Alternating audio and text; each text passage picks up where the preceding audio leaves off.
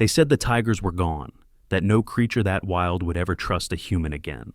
But one morning, as frost clung to the windows of an old cabin in Blue Ridge, a white tigress appeared from the mist. Her breath steamed in the cold. Her eyes searched the forest edge, not for prey, but for the man who once carried her from death's door. What happened next silenced an entire town. Before we begin this unforgettable story, would you mind sharing where you're from in the comments? And if stories of love, loyalty, and second chances move you, please give this video a like and consider subscribing. The wind crawled through the pines like an old whisper, dragging cold air across the slopes of the Blue Ridge Mountains. Snow from the previous night still clung to branches and gathered in soft drifts across the forest floor. The clouds hung low, casting a pewter light over the reserve. It was the kind of morning where silence held weight, where every breath became a pale ghost in the air. Samuel Hartley, age 62, stood on the porch of his weathered log cabin, a mug of black coffee steaming between his calloused fingers. Tall and wiry, with sun-darkened skin and a beard the color of steel wool, Samuel looked like he belonged to the forest more than any town.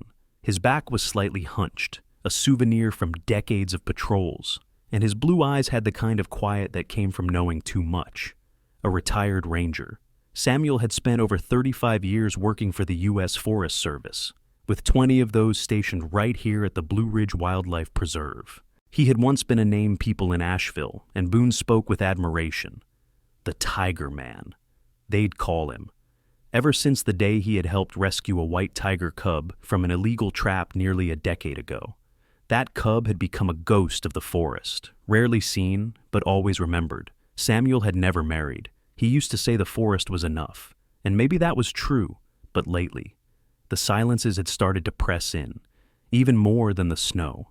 He sipped his coffee, eyes tracing the tree line, when something caught his attention, a large paw print pressed into the soft snow by the edge of the clearing. He set the mug down slowly.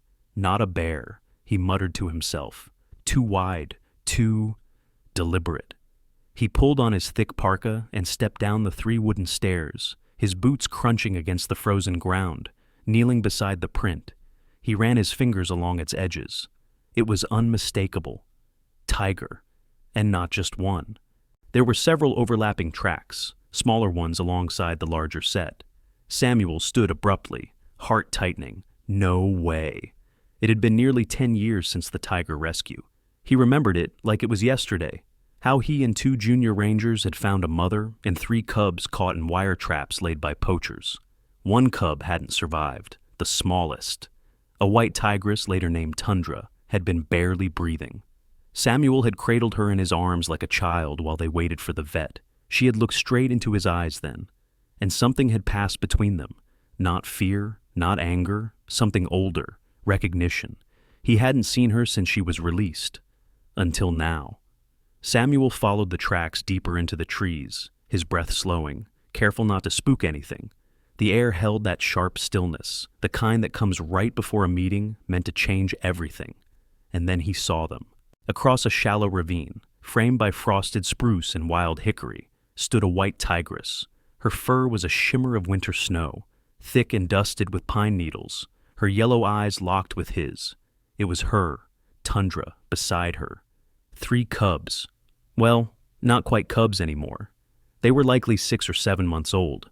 One was slightly larger, with cream and black markings. The other 2, more muted in color, but equally alert. They stood behind their mother like silent shadows. Tundra didn't growl. She didn't move. She simply stared. Samuel didn't raise his voice or hands. He knew better. Well, I'll be damned, he whispered. The wind rustled through the branches. One of the cubs tilted its head in curiosity.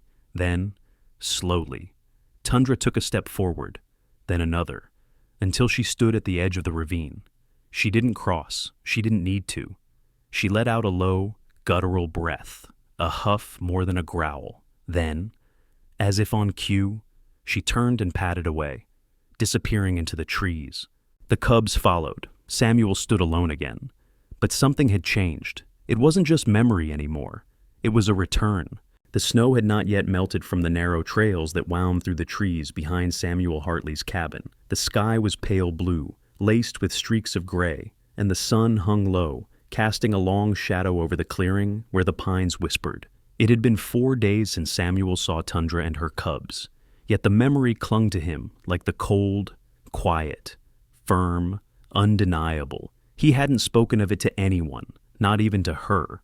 Her name was Gracie Hartley, his 12-year-old granddaughter, and she had arrived only 2 months ago, sent from Charlotte after a devastating car crash had claimed the lives of her parents, Samuel's son and daughter-in-law. Gracie had survived, but not without scars. The trauma had taken her hearing, and since that day, she had not spoken a single word. She was slender and small for her age, with long auburn hair that she often tucked beneath a knit beanie, and large green eyes that seemed to observe everything but reveal nothing. Her skin was pale, touched with the kind of sadness that doesn't come from age, but from loss. Gracie rarely smiled. She rarely looked anyone in the eyes. She had brought only a duffel bag of clothes, a small stuffed rabbit, and a leather-bound sketchbook she never let go of. Samuel had tried, gently, awkwardly, to reach her. He'd point out birds and tracks in the snow, build fires and make her cocoa the way he used to for her father when he was a boy. But Gracie would simply nod or look away, slipping into silence as naturally as the snow fell. She spent her mornings drawing.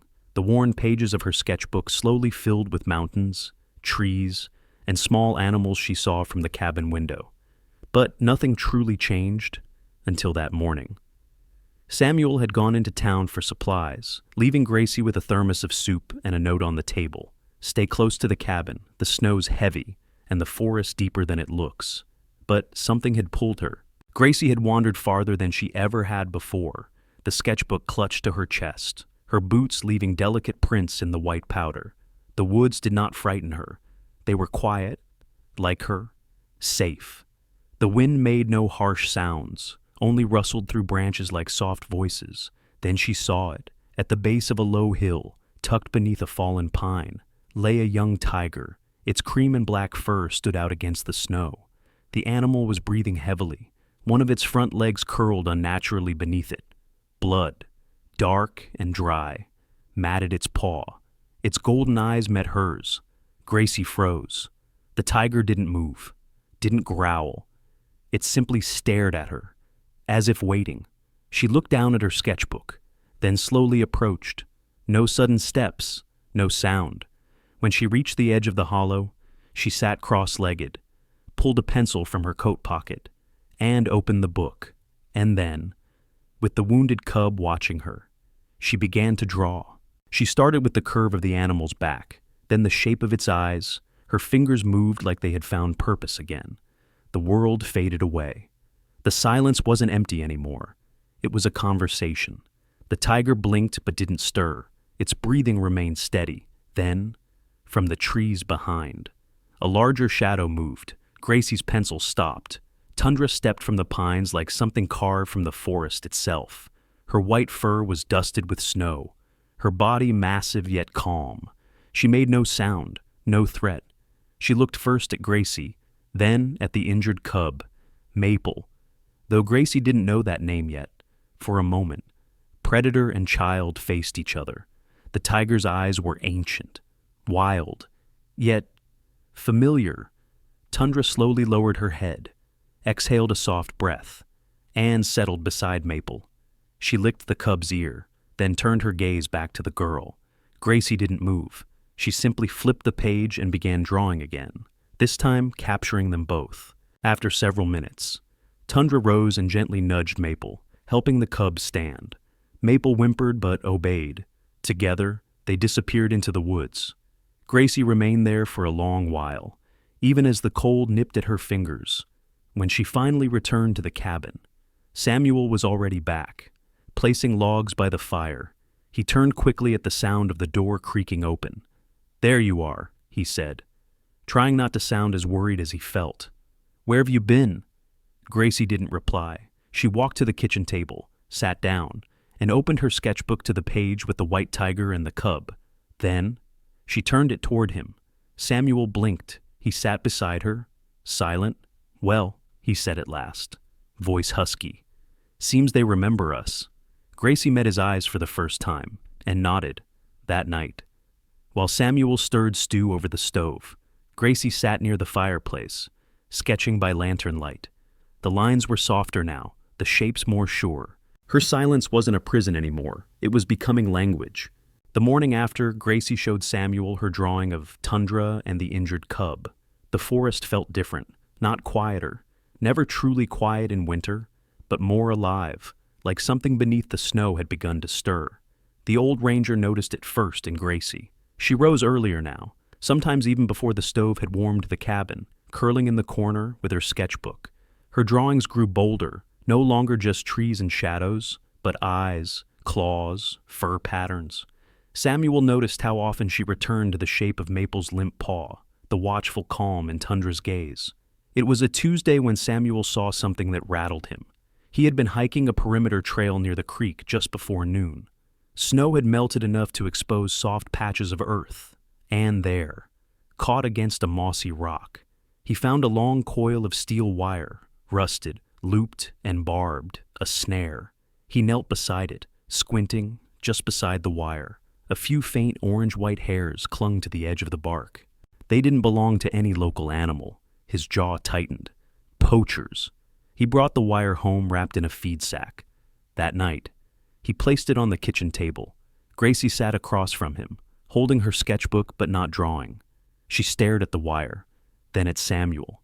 He nodded slowly. It's happening again.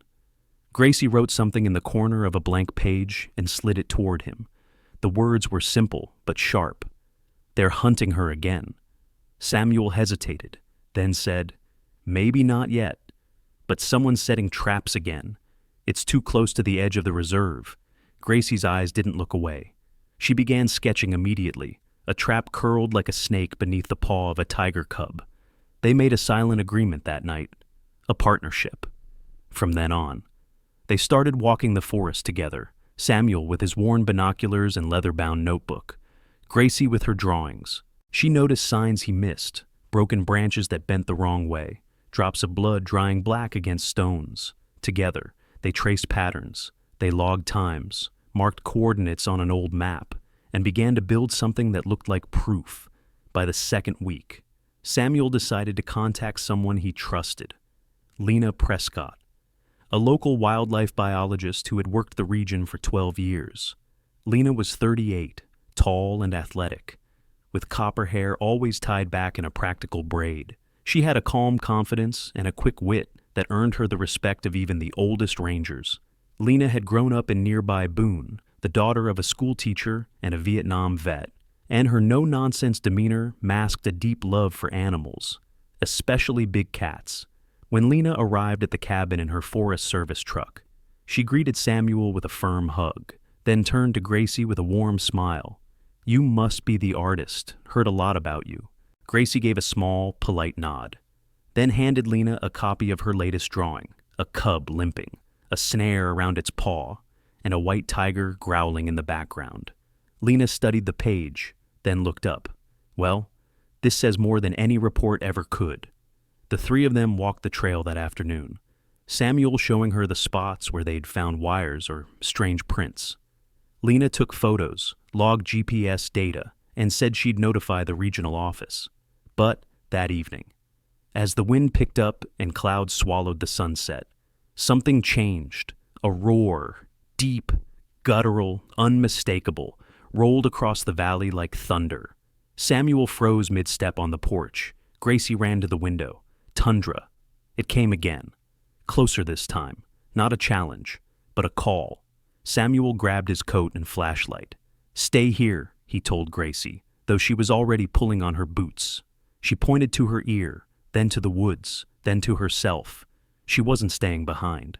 They moved quickly, flashlight sweeping the trees, breath clouding in front of them. The snow crunched under their steps. Another roar came, this time from just beyond the ridge, and then they saw her. Tundra stood perfectly still at the tree line, her white fur almost glowing beneath the moonlight breaking through the clouds. Her head turned toward them, then back toward the forest. She took one step forward, then stopped, waiting. Samuel's voice was a whisper. She's leading us. They followed. It wasn't far, maybe a 10-minute hike, but the terrain was rough, sloped with loose rocks and brambles. Eventually, they reached a narrow clearing, and there, tangled in the underbrush, they saw it. Maple. The cub was caught in a snare, the wire wrapped tight around her front leg. Blood soaked the snow beneath her. She whimpered, eyes wide, body shaking. Gracie dropped to her knees beside her, tears springing to her eyes. Samuel moved quickly, his old fingers working the clasp of the trap while speaking softly. "You're all right now? You're all right. Baby girl." Tundra stood close, muscles tense but unmoving. She trusted them. The trap snapped open. Maple didn't run. She collapsed into the snow, breathing fast. Gracie removed her coat and laid it gently over the cub, tears falling onto the fur. Samuel wrapped a bandage from his emergency kit, then looked to Tundra. "We'll take care of her." Tundra blinked slowly, then stepped forward, nuzzling her cub's face before turning back toward the trees. She vanished into the dark, but not before glancing at Gracie. One long, knowing look. They brought Maple back to the cabin that night, wrapped in blankets. Lena returned the next morning with a transport crate and a sedative kit. The cub would be taken to the Wildlife Rehab Center just south of Asheville, where she could recover before returning to the wild. Gracie kissed Maple's forehead before they loaded her into the truck. That afternoon, Gracie didn't draw tigers. She drew a heart wrapped in forest roots and striped in orange and white. The snow had softened by the end of February, and water trickled quietly down the moss-covered rocks that lined the mountain's base. The forest seemed to breathe again, not with warmth, winter still held firm, but with a kind of awakening. It was during one of these late winter afternoons, when the light melted golden over the ridgeline, that Samuel Hartley knew something in him was shifting. He hadn't been sleeping well. The trip into the woods to rescue Maple had left a dull ache in his chest, and the climb up the northern trail 3 days ago had tightened his lungs in a way he couldn't shake. He blamed it on the cold, on age, on just needing more coffee. But deep down, something told him otherwise. That morning, he told Gracie he was taking the High Ridge route for a final inspection before the season's end. She didn't try to stop him. She only handed him a folded sketch, a simple pencil rendering of him and Tundra standing side by side. Samuel smiled at it, kissed the top of her head, and promised to be back before sundown. He didn't come back. The sun dipped low, casting long shadows across the valley. Gracie stood at the edge of the porch, sketchbook clutched to her chest, eyes fixed on the trail Samuel had taken. Dread gathered in her chest like thunderclouds. She tried to rationalize. He'd taken longer before. He was probably just resting. But then, the sky turned violet, and a sound echoed through the hills. Not a bird, not wind, a roar, not fierce, but urgent, carried on the wind like a call that had purpose. Gracie didn't hesitate. She grabbed her coat and slid her small GPS device into her pocket, one Samuel had taught her how to use only weeks before. She scribbled a note for Lena, who was scheduled to return in the morning, then bolted into the forest. Snow crunched beneath her boots. The trees closed in, but the roar came again. Closer, she recognized the voice in it. Tundra. The white tigress emerged from the brush beside the ridge path, her flank low, tail swaying in agitation. Her yellow eyes locked onto Gracie's, then flicked toward the slope behind her, without a sound. Tundra turned and moved uphill. Gracie followed. The climb was steep, her legs trembling with each step, but she didn't stop. The forest fell away behind them, replaced by a clearing rimmed with craggy rock and frost-covered shrubs. And there, lying still beneath a pine tree, was Samuel. His skin was pale, and his body barely stirred. One hand was curled around his walking stick, the other loosely splayed over the earth. Gracie dropped to her knees beside him. His chest moved, shallow but steady.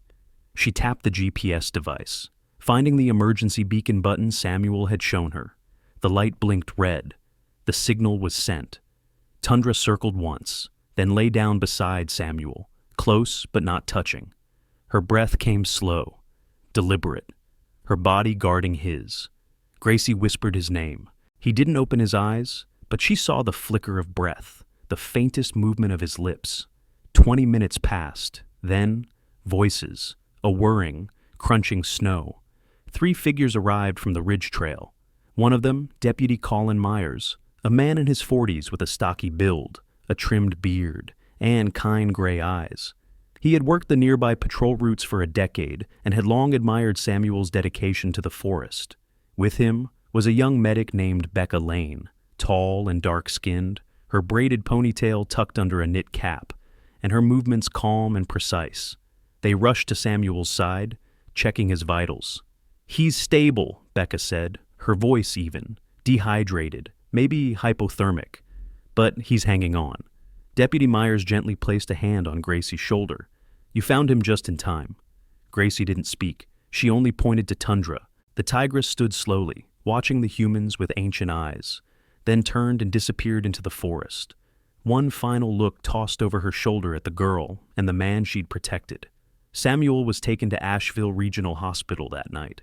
Gracie stayed with Lena at her ranger station nearby for the next 3 days, while doctors monitored Samuel's recovery. Gracie poured herself into her art.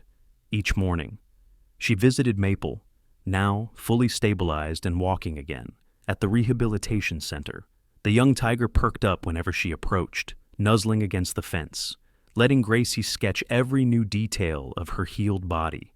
Back at Lena's, Gracie unfolded a massive piece of parchment she'd found in the supply closet. It stretched nearly 4 feet wide. She began sketching, not in fragments or pieces, but a full story. At the center was Tundra, eyes fierce and watchful. Around her, the 3 cubs played, Maple in the foreground, Blaze and River mid-pounce behind her. Above them, Samuel stood at the edge of the forest, one hand on his walking stick, the other resting on Gracie's shoulder. The background melted into a swirling forest of pines, snows, and shadows. The drawing took 2 days and nights. When Samuel awoke in his hospital bed, Lena handed him the finished piece. He stared at it for a long time, eyes shining. "What's it called?" he asked, his voice raspy. Gracie reached into her bag, pulled out a pencil, and wrote in bold block letters at the bottom of the paper, "Family in the Deep Wood." Samuel smiled. "You got that right." The hall was small but filled with light. Wooden beams arched overhead like the ribs of a ship, and tall glass windows looked out toward the edge of the Blue Ridge forest. It had once been a ranger outpost, abandoned, half collapsed, but over the course of a year, it had become something else entirely. A gallery, inside. Dozens of photographs and sketches lined the pinewood walls, images of mountain lions silhouetted at dawn, of deer frozen in snowfall, and of tigers with eyes full of fire and memory. At the center of the room hung the largest piece of all, a 5-foot-wide sketch done entirely in graphite and charcoal. The centerpiece was Tundra, mid-stride, her cubs racing behind her beneath a canopy of branches. At the bottom, in careful black letters, the title was written, "Family in the Deep Wood." Samuel Hartley stood at the back of the room, leaning on a wooden cane carved with the shapes of pine cones and hawks. His beard had grown a bit longer, and the lines on his face were deeper, but there was color in his cheeks now, and a spark in his eyes. A light wool coat rested on his shoulders, the same shade of forest gray as his eyes. Gracie Hartley stood at the front, now 13. She had grown taller over the year. Her auburn hair was tied in a loose braid down her back, and her posture, once hesitant and withdrawn, was open, grounded, confident. She wore a soft blue sweater and black jeans, and on her wrist was a silver bracelet carved with tiger stripes, gifted to her by Lena. As the audience settled, Gracie stepped forward. Most of the crowd had come from the surrounding communities. Nature lovers, families, teachers, students, rangers in uniform, but there were others, too. State wildlife officers, conservation advocates, and even a few reporters from Asheville. They were here not just for the images, but for the message. Gracie paused, lifted her hands, and began signing. Standing beside her was Casey Lynn, a short, kind-eyed interpreter with soft brown curls and an ever-present smile. Casey had been volunteering with hearing-impaired youth for years, and when she learned about Gracie's story, she offered to help translate her presentations for the gallery. "She says," Casey began, voice clear. "Thank you for being here, for seeing them," Gracie continued, for seeing the ones who don't have voices, and the people who once thought they didn't either. She paused, hands falling to her sides, before signing again. This isn't a gallery, it's a promise. The audience was silent. Then the applause came, not wild or loud, but respectful, sustained, filled with something deeper than praise. Afterward, guests filtered through the space, sipping cider, pointing to details in the sketches, taking photographs beside their favorite images. A little boy with curly red hair stood in awe before the portrait of Maple, now fully grown, her stripes bold and eyes sharp.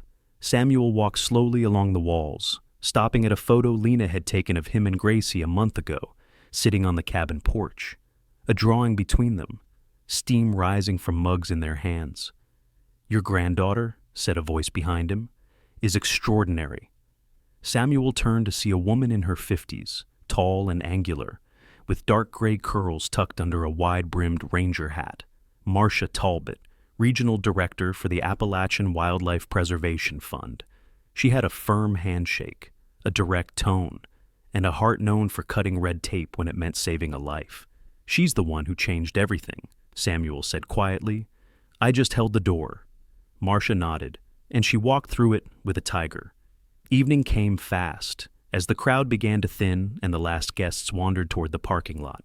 Gracie stepped outside for air. The wind carried the smell of pine and melting snow. The sky was painted with the colors of a fire just about to fade, deep oranges, bruised purples, and the first hints of indigo. Then, a sound. It began low, rumbling through the trees, and built slowly into something that made the hairs on Gracie's neck rise. A roar, not of pain nor of threat. A sound of belonging. Gracie turned toward the tree line. Samuel, hearing it too, came to stand beside her. From the edge of the woods, shapes emerged, first one, then three more. Tundra, she stood proud, her white fur almost glowing in the twilight. Behind her, Blaze and River moved quietly, each larger than before, more sure-footed. And then, Maple, fully healed, full-grown, her gaze locking onto Gracie with instant recognition. They didn't approach the building. They didn't need to. They stood for a moment, watching. Gracie lifted her hand and waved, fingers splayed. Tundra blinked once, long and slow, then turned. The family slipped back into the trees, like mist returning to the mountain. Samuel exhaled.